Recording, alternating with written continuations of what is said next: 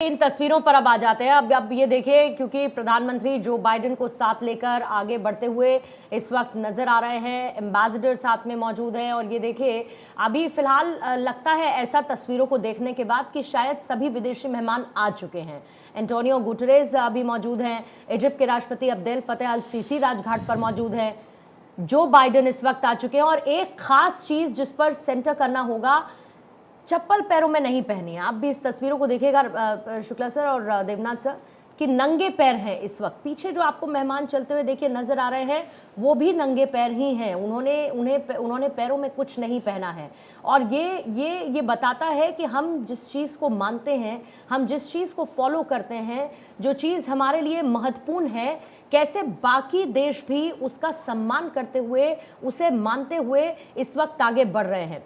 कोई भी मेहमान हो आप देखिएगा, खासतौर से, और प्रधानमंत्री मोदी को आप देखिए, वो आगे चल रहे हैं, वो भी नंगे पैर इस वक्त आगे बढ़ते हुए नजर आ रहे हैं। और ऐसा देख के समझा जा सकता है कि अब आगे का जो कार्यक्रम है वो बढ़ेगा। महात्मा गांधी की समाधि की तरफ जाते हुए इस वक्त ये मेहमान और सब एक जैसे इस वक्त नजर आ रहे हैं। एक जैसे क्यों मैं कह रही हूँ, क्योंकि सबके ही गले में वो खादी का स्टोल है जो प्रधानमंत्री मोदी ने उनको दिया, और सब अब आ चुके हैं। अब ये देखिए, इस वक्त राजघाट पर मेहमानों का आगमन लगभग पूरा हो चुका है। महात्मा गांधी की समाधि इस वक्त आपको नजर आ रही है, जहां पर सब लोग आगे बढ़ रहे हैं और धीमे धीमे अब ये मेहमान श्रद्धा सुमन अर्पित करेंगे।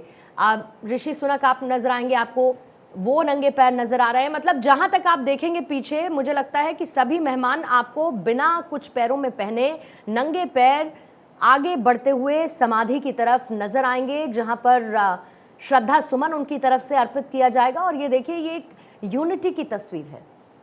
शुक्ला सर, ये एक यूनिटी की तस्वीर है, और ये वो एकता की तस्वीर है जो लगातार हम देख रहे हैं जब से मेहमानों के पहुंचने का यहाँ पर सिलसिला हुआ है। न सिर्फ उनके स्टेटमेंट्स के जरिए, उनकी बॉडी लैंग्वेज के जरिए, उनके द्वारा दिए गए वक्तव्य के जरिए, या फिर उनके एक्सप्रेशंस के जरिए हम ये देखेंगे कि कैसे सब एक साथ। और अपने मुझे जरा इस तस्वीर की महत्ता बताइए।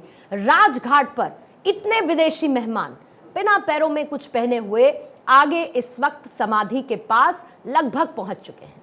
देखिए, मुझे तो ये उस नेता के लिए, जिसको हम सामान्यतः राष्ट्रपिता के उस पर अच्छा, इसमें मैं जोड़ देती हूँ सर, फिर उसके बाद आप बात पूरी कीजिएगा। जो बाइडेन अमेरिका के राष्ट्रपति, कितनी बड़ी शख्सियत, सबसे आखिर में पहुंचे, लेकिन साथ इस वक्त प्रधानमंत्री मोदी के सबसे आगे चल रहे हैं। यानी एक तरफ प्रधानमंत्री मोदी और उनके साथ चलते हुए जो बाइडेन, और पीछे पीछे तमाम वो मेहमान जो विदेशों से G20 के राष्ट्राध्यक्ष पहुंचे हैं।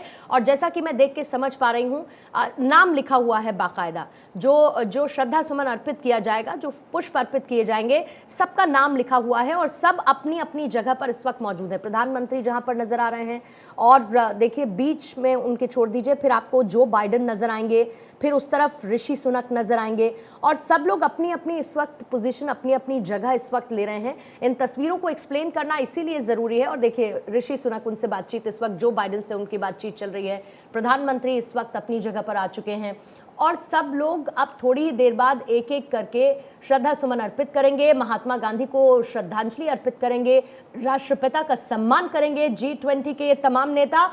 और उसके बाद आगे का कार्यक्रम, आज का दूसरा G20 का सेशन, द्विपक्षीय वार्ता, ये सब कुछ आगे जारी रहने वाली है। और अब तमाम विदेशी मेहमान अपनी जगह लगभग ले चुके हैं। इमैनुअल मैक्रो देखिए आपको नजर आ रहे हैं, और इसी तरीके से तमाम राष्ट्राध्यक्ष इस वक्त महात्मा गांधी की समाधि के इर्द गिर्द मौजूद हैं। और थोड़ी ही देर बाद पुष्प अर्पित किए जाएंगे, श्रद्धांजलि दी जाएगी राष्ट्रपिता महात्मा गांधी को। सर जी बिल्कुल, ये उस नेता का सम्मान है जिसके बारे में ये कहा गया था कि कभी ये कल्पना करना मुश्किल होगा कि हड्डी और मांस का एक इस व्यक्ति इस धरती पर कभी रहा होगा।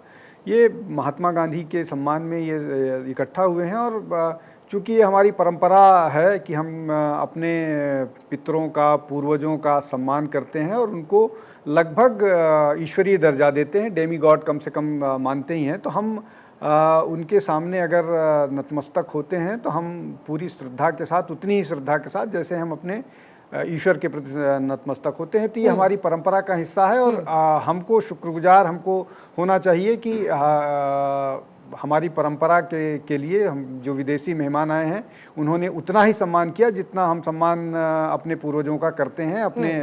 तो ये एक दूसरा ये कि इतने पूरे विश्व के इतने बड़े पावरफुल देशों के नेता गांधी जी के सामने उनकी एक ऐसे व्यक्ति के सामने जो एक धोती पहन के पूरे देश की में घूमता रहा और गरीबों के कल्याण और देश के लिए जिसने अपनी पूरी जिंदगी लगा दी है, उस नेता का सम्मान है। अब आप जो तस्वीरें देख रहे हैं प्रधानमंत्री मोदी आंख बंद करे हुए इस वक्त आपको नजर आएंगे, तमाम राष्ट्राध्यक्ष आपको नजर आएंगे और ये जो तस्वीर इस वक्त आपको नजर आ रही है ये तस्वीर आने वाले वक्त में हर किसी के जहन में रची बसी होगी। आज की ये तस्वीर सबसे पावरफुल, सबसे मजबूत तस्वीर इन मायनों में होती है कि बापू जिनका अभी आपने जिक्र किया, किस तरीके से उन्होंने देश के लिए काम किया, देश के गरीबों के लिए काम किया, आजादी भारत को मिली और उसके बाद उन्हीं बापू को, उन्हीं राष्ट्रपिता महात्मा गांधी को श्रद्धा सुमन अर्पित करने के लिए, उन्हें श्रद्धांजलि अर्पित करने के लिए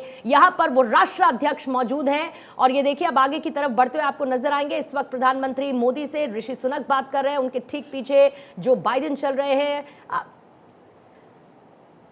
राष्ट्रपिता को दुनिया के राष्ट्राध्यक्षों का नमन इस तस्वीर के जरिए इस वक्त देखने को मिल रहा है और शायद ये बड़ा संदेश इस तस्वीर के साथ जा रहा है क्योंकि वो अहिंसा का मार्ग अपनाना कितना जरूरी है, किस तरीके से सबको साथ लेकर चलना जरूरी है, किस तरीके से सबको एक साथ चलना जरूरी है, ये तस्वीर बताने के लिए काफी है क्योंकि राजघाट पर ये श्रद्धांजलि अर्पित करने के लिए तमाम राष्ट्राध्यक्ष मौजूद थे। राष्ट्राध्यक्ष जो भारत के राष्ट्रपिता को नमन कर रहे हैं, उन्हें श्रद्धांजलि अर्पित कर रहे हैं और बापू को महाशक्तियों का ये नमन इन तस्वीरों के साथ इस वक्त आपके सामने है। राजघाट की ये तस्वीर जब G20 के राष्ट्राध्यक्ष पहुंचे और अब इसके आगे बताइएगा देवनाथ सर क्या होगा क्योंकि अब समाधि स्थल से तो आगे की तरफ बढ़ चुके हैं राष्ट्राध्यक्ष, कितनी देर तक यहां पर रहेंगे, फिर इसके बाद क्या भारत मंडपम के लिए मूव कर जाएंगे या अभी थोड़ी देर ये एग्जिट की साइड ही है देवनाथ सर? सब आगे निकल रहे हैं, ये कह सकते हैं कि बाहर निकल रहे हैं अब सब यहाँ से? अब सब बाहर निकल रहे हैं और आज का जो सेरेमोनियल अंश था वह धीरे धीरे समाप्त हो रहा है और आज का जो मेन मुद्दा है उसकी शुरुआत हो रही है।